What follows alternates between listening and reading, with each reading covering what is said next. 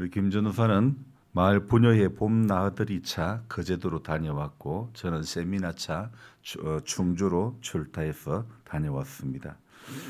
제 아내는 안 가려고 했는데 그래도 제가 생각해 보니까 그래도 당신이 부녀 회원이라면 매년은 못 가더라도 한 번씩은 그래도 다녀오는 것이 좋겠다 하고 권유를 했죠. 그래서 새벽기도 마치고 부랴부랴 그래 다녀왔습니다. 교회 밖에서 마을 분들과 어울려 시간을 가지는 것이 좋은 것이고 반드시 필요하다고 생각합니다. 교인들과만 추억을 쌓는 것이 아니라 마을 사람들과 추억을 쌓는 일은 매우 중요한 일이라고 생각합니다.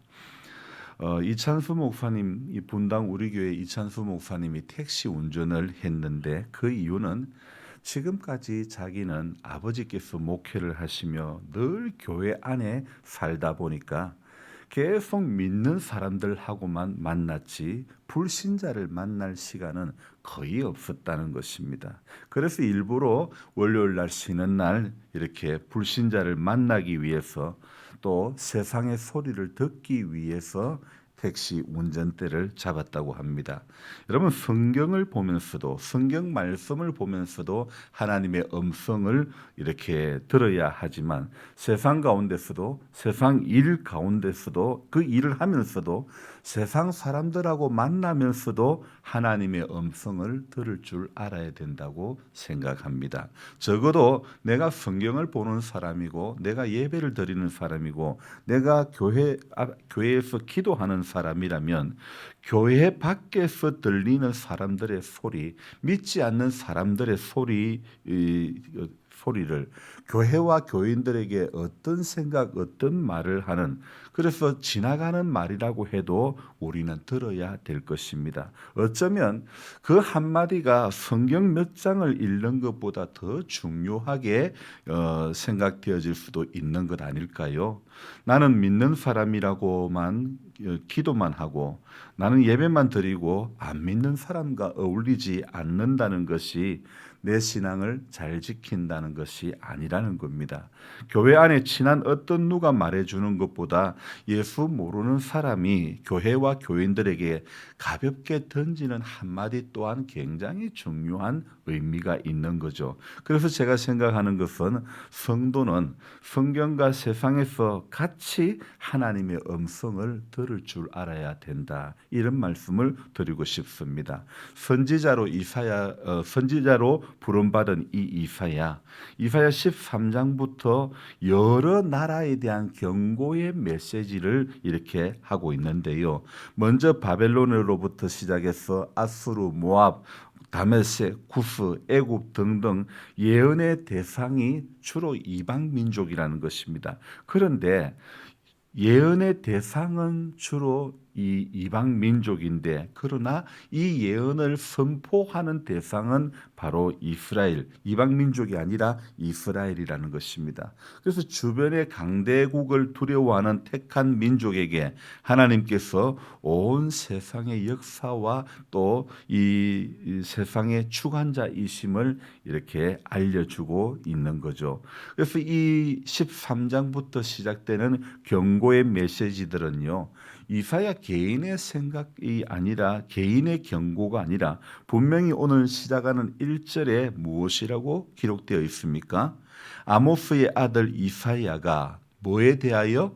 바벨론에 대하여 받은 경고라. 그러면 이사야 자신의 메시지가 아니라 하나님께로부터 받은 경고의 메시지라는 거. 그래서 이 어제 이사야 5장처럼 이스라엘과 유다에게만 말씀하는 것이 아니라 이사야를 통해서 일하시는 하나님, 이사야를 통해서 말씀하시는 하나님은 오늘 세상 나라를 향해서도 말씀하시기도 하는 겁니다. 하나님이 우리 아버지시라고 교회 안의 사람들에게만 하나님 말씀하시는 것이 결코 아닙니다. 하나님은 모든 나라를 향해서도 언제나 메시지를 던지시는 하나님이십니다. 그래서 하나님 아버지가 메시지를 내신다면 우리 역시 교회는 물론이고 세상을 향해서도 메시지를 낼 줄 알아야 되지 않을까. 삶을 통해서 말씀하고자 하는 메시지가 있어야 하는 것입니다. 제가 여기까지 딱 글을 이제 묵상하면서 글을 적고 있는데 갑자기 스마트폰이 진동이 울리는 거예요. 그래서 왜 이게 이 시간에 진동이 울릴까? 3시 8분이었는데 뭐 어떤 문자가 전화가 왔을 때 오는 진동이 아니라 아주 가볍게 진동이 울리는데 보니까 왜 울리는가 봤더만은 오늘 소천면에는 5시부터 6시 사이에 눈이 0.7mm가 내린다는 그런 메시지가 오는 거예요. 그래서 제가 그걸 보면서 야, 기상청이 내는 기상 메시지를 사람들은 특별히 농촌 사람들은 아주 유심히 보고 듣지 않습니까? 마찬가지라고 저는 생각합니다. 교회와 성도가 내는 삶의 메시지를 불신자들이 유심히 들을 수 있었으면 참 좋지 않겠나 이런 생각을 해봅니다. 아, 저러니까 교회 가는 거구나. 아, 저러니까 저렇게 좋으니까 예수 믿는 거구나. 예수 믿으면 좋은 것이 우리 삶을 통해서 드러나야 안 믿는 사람들이 우리가 살아가는 삶의 메시지를 머리를 끄덕끄덕하며 공감을 하지 않겠습니까? 예수 믿을 때와 믿기 전의 모습이 완전히 다르구나. 사람이 저렇게도 변화가 되는구나. 이런 메시지가 나오는 것이 바로 믿음 생활 잘하는 것 아니겠습니까요? 자, 오늘 이사야가 받은 이 경고의 메시지, 바벨론이 멸망한다는 이 경고의 메시지는 13장뿐만 아니라 14장에 이르기까지 계속 이어지는데요.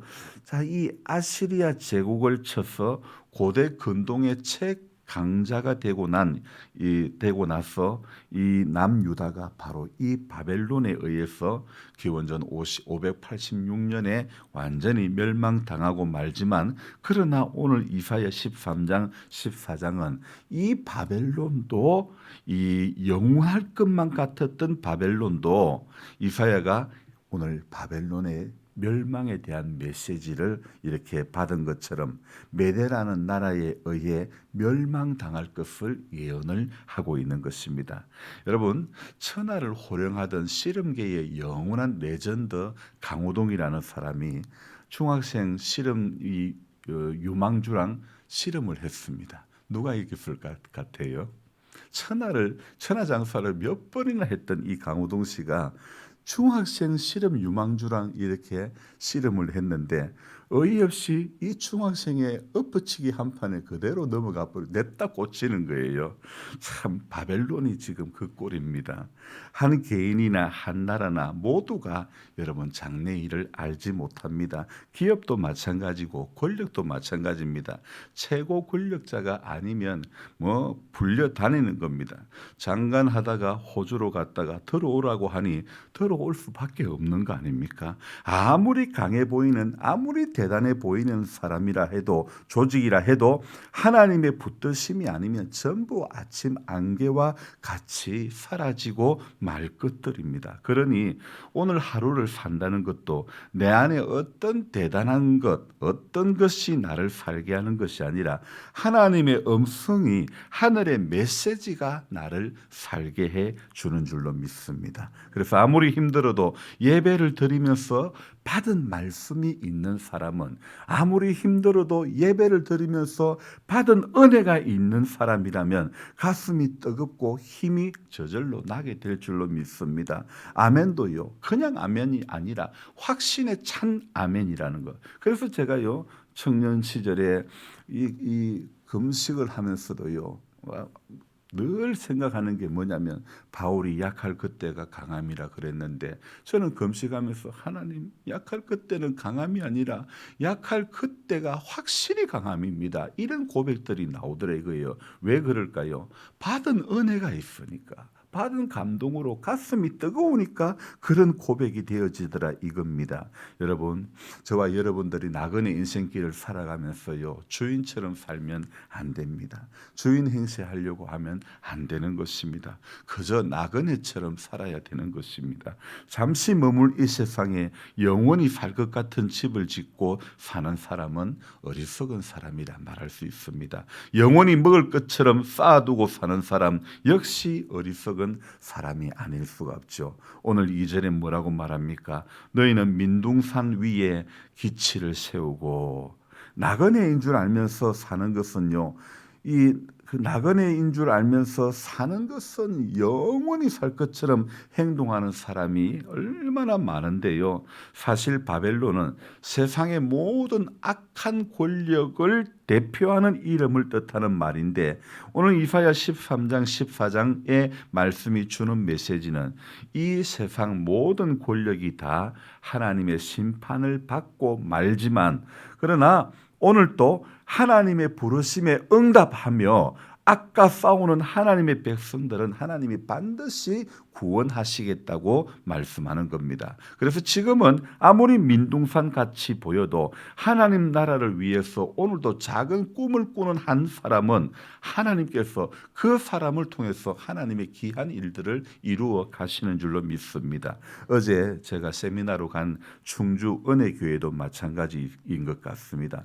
그 교회 목사님은 저보다 한 3살 어린 목사님인데 그냥 소박하게 목회를 하려고 했는데 교회 바로 앞에 야동초등학교라고 이 학교가 있는데 이 학교가 폐교가 되고 나니 교육청에서 교회가 이 학교를 좀 맡아서 관리를 해주면 좋겠다 해가지고 그때부터 이분이 뭐 협동조합도 모르고 사회적 기업도 뭔지도 아무것도 몰랐는데 교회가 이걸 좀 맡아서 관리를 해주면 좋겠다 이 한마디 때문에 이분이 모르던 사회적 기업도 하게 되고 또 협동조합도 만들고 그래서 이분이 아주 이 교회가 작은 교회지만 본당도 우리 교회보다 훨씬 더 작지만은요 이 시골 교회에서 우리가 똑같은 시골 교회지만은 하나님 안에서 꾼 작은 꿈 하나가 이 꿈이 성도들을 꿈틀거리게 하고 교회를 꿈틀거리게 하고 마을을 꿈틀거리게 하는 것입니다.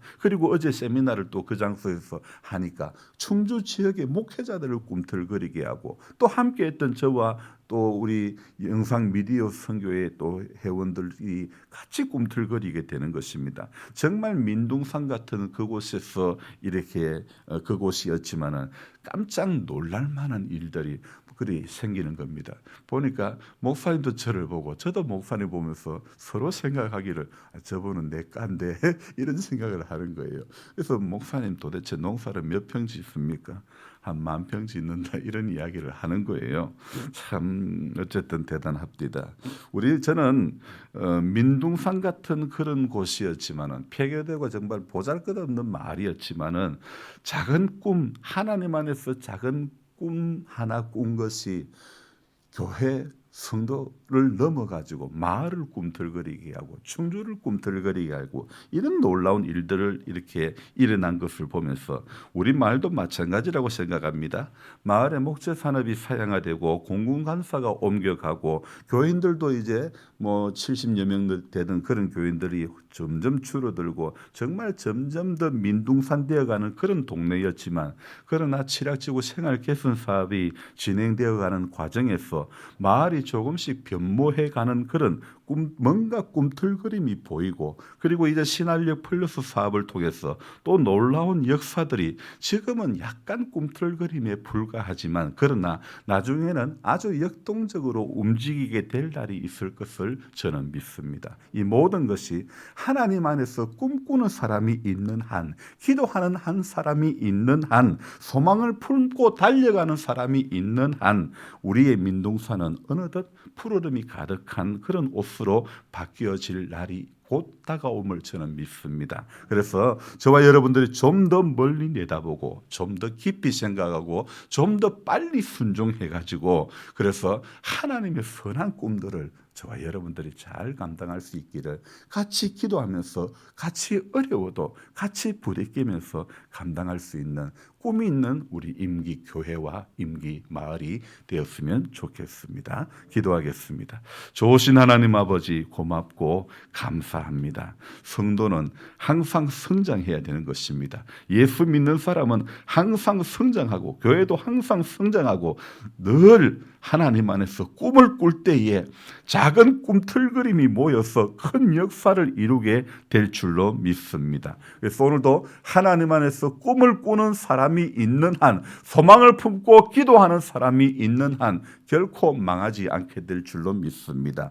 아버지 하나님, 고대 근동의 최강자였던 최강국이었던 바벨론도 오늘 이사야 13장 14장에 멸망하고 만다는 것을 메시지로 이사야가 받았는데, 하나님 오늘도 하나님의 뜻대로 살려고 몸부림치지 않으면 어떤 대단한 것도 무너지고 쓰러지고 넘어지고 마는 것입니다. 그러나 하나님의 뜻대로 살려고 몸부림치고 애쓰고 꿈을 꾸면 아무리 보잘것 없어도 하나님 크고 놀랍고 비밀된 일들까지 감당하게 될 줄로 믿습니다. 그래서 우리가 새벽마다 깨우는 것은 소망을 품고 기도할 때에 하나님은 우리의 소망이 꿈이 아니라 현실로 그대로 이루어질 말씀이고 역사임을 우리 가운데 보여주실 줄로 믿습니다. 우리 모두가 그 꿈이 현실로 이루어지기를 늘 묵묵히 말없이 기도하면서 빨리 순종하면서 하나님의 선한 일에 쓰임받는 모두가 되게 해 주시옵소서. 하나님의 일에는 나이 많음이 문제가 아닙니다. 하나님의 일에는 은퇴가 없는 것입니다. 하나님의 선한 일에는 우리가 늘 꿈을 꾸고 하나님 앞에 서는 그날까지 달려가야 될 줄로 믿습니다.